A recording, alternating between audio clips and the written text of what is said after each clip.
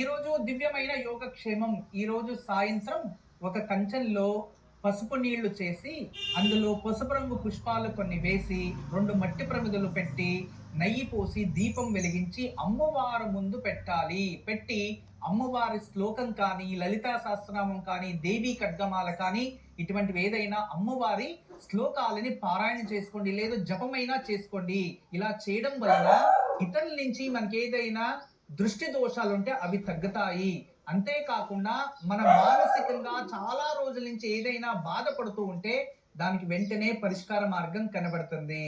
దిష్టి దోషం తొలగిపోయేందుకు, మానసిక బాధలు దూరమయ్యేందుకు ఈ రోజు సాయంత్రం అమ్మవారి ముందు ఒక పళ్ళెంలో నీళ్లు పోసి, పసుపు కలిపి అందులో మట్టి ప్రమిదలను ఉంచి, నెయ్యి పోసి దీపాన్ని వెలిగించాలి. నీటిలో కొన్ని పసుపు రంగు పూలను ఉంచి లలితా సహస్రనామాలను గాని, మరే ఇతర అమ్మవారి మంత్రాలను గాని పఠిస్తూ అమ్మవారిని పూజించాలి.